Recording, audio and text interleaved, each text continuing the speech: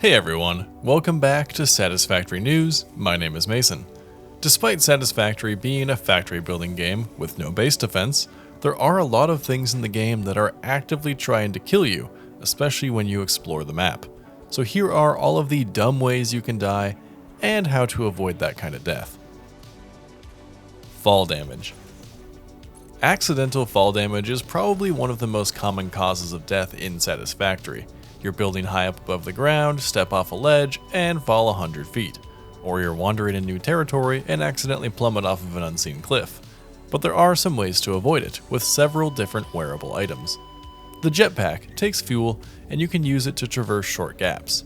If you start falling, a quick reaction time will save you. While it's more for traveling through your factory, the hover pack can save you too. If you disconnect from power, you'll start falling, but holding spacebar will allow you to slowly glide and prevent fall damage. This is super useful if you're building a factory and accidentally drift too far away from a power pole. The next item is the blade runners. This leg attached item doesn't prevent all fall damage, but as long as you have them equipped, you can't die from fall damage as long as you have full health. Luckily, you can wear blade runners and a jetpack or hover pack, meaning you have multiple ways to survive a fall if you have all of this equipment unlocked and equipped. The final item to prevent fall damage is the parachute, which is less commonly used by players. You can activate it while falling and you will fall slower and take no fall damage. You can use this item to traverse vast distances as well if you jump from a high enough point. But first, a quick ad. I know a lot of people in the Satisfactory community don't have a PC powerful enough to play Satisfactory. Maybe you're a console player and don't want to buy a whole gaming PC, or maybe you have an old laptop and it just doesn't run this game. Well, in the next minute, I'm going to tell you about Boosteroid, a cloud gaming service that will let you play Satisfactory and just about any other game you own without a problem. You'll play the game on their servers, and as long as you have a decent internet connection, you'll have a fantastic experience. Just look at how Satisfactory runs on my laptop at low settings. Crunchy. Now look at how well Satisfactory runs using Boosteroid. That's a much smoother 1080p 60 FPS on high settings. When you go to their website, you'll see their prices are in British pounds, but don't worry, they have servers in a ton of countries. A single month is $9.89, or it's only $7.49 per month if you pay for a year up front. You can convert that to your country's local currency. If you're interested in trying out cloud gaming and want to try Boosteroid, I would really appreciate it because I get a little kickback for everyone that purchases using my link, and I think a lot of people in this community could probably make use of this service. Now back to the video. Poison gas. Poison gas rocks, or fart rocks as we prefer to call them, are nasty things that will quickly drain your health and prevent you from accessing large areas. The obvious way to counter these is the gas mask with filters. However, these do require the manual harvesting of mycelia and biomass unless you get the alternate fabric recipe. A more permanent solution is to blow up the gas pillars and spore flowers with Nobilisk explosives. If you plan on frequenting an area that is covered with gas, or you want to build a factory there, you'll want to make sure you're producing explosives so you can deal with these hazards. Explosive rebar will also do the trick if you don't have Nobilisks yet. Radiation. Functionally similar to poison gas is radiation.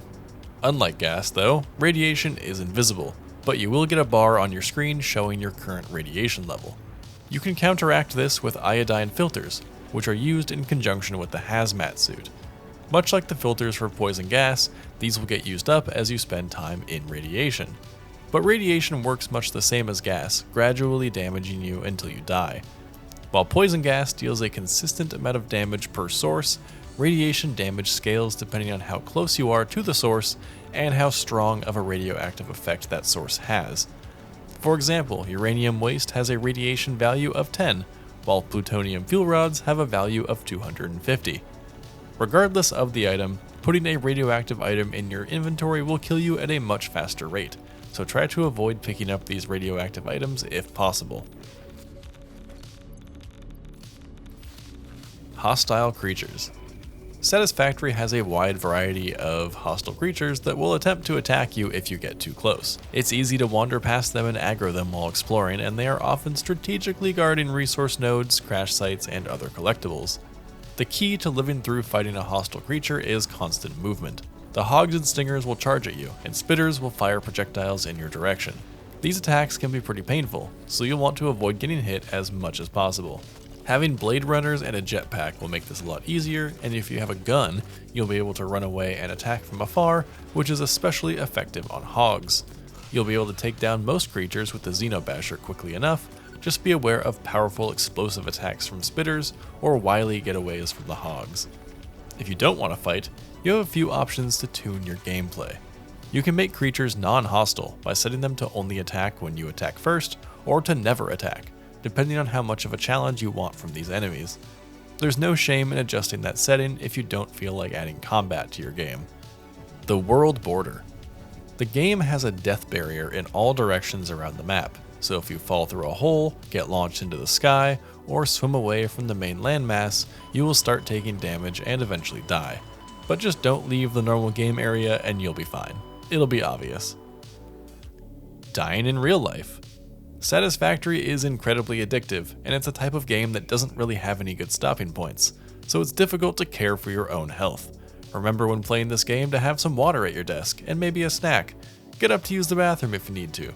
Set an alarm to force yourself to stop if you need to go to bed at a certain time. If you have a standing desk, make sure to stand every once in a while. So don't die in real life, please. Take care of yourself, and remember it's just a game, and saving and quitting is not so hard. Things you can't die from. There are a few things you can't die from in Satisfactory, either because they simply don't kill you or because they're not in the game, yet many players may wonder if these things are lethal. There is no pollution in the game from your factories, so don't worry about all that black smoke. You won't get sick and you won't pollute the land. Vehicles may seem like giant machines of destruction, but they can't hurt you. The only thing they'll do is knock you over and make you ragdoll, but they don't deal damage. While there is water in the game and you can swim, you can't drown. But you also can't really dive down, so I guess your head's just kind of above the water or something. There is no base defense in Satisfactory, and hostile creatures tend not to spawn near machinery, so when you're in your base, you should be safe from creature attacks in pretty much all cases. So those are all the ways you can die in Satisfactory, and how to avoid them. If you have a funny story about a death in Satisfactory, go ahead and leave it in the comments, and subscribe to see more videos about 1.0 coming up soon.